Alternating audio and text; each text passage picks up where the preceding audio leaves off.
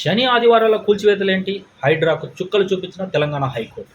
తెలంగాణలో హైడ్రా హల్చల్ కొనసాగుతుంది. ముఖ్యంగా హైదరాబాద్ పరిధిలోని చెరువులు, ప్రభుత్వ స్థలాలను ఆక్రమించుకొని చేపట్టిన అక్రమ నిర్మాణాలపై హైడ్రా ఉక్కుపాదం మోపుతుంది.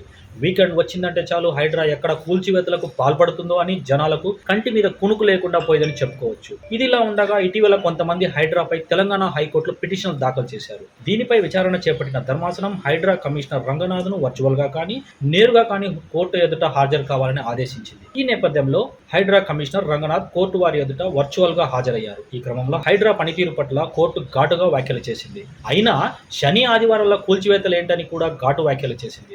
మరోసారి హైడ్రా చట్టబద్ధతపై ప్రశ్నించిన ధర్మాసనం పొలిటికల్ బాసుల కోసం మీరు ఇలాంటి చర్యలు చేపట్టడం సరికాదని చురుకలు పెట్టింది. మీకు అసలు రూల్స్ తెలుసా అంటూ కూడా హైకోర్టు సీరియస్ అయింది. నిర్మాణాలను కూల్చడానికి మీకున్న అర్హతలు, కూల్చివేతలపై మీ దగ్గర ఉన్న పాలసీ డీటెయిల్స్ చెప్పాలని హైకోర్టు హైడ్రాపై సీరియస్ అయ్యింది.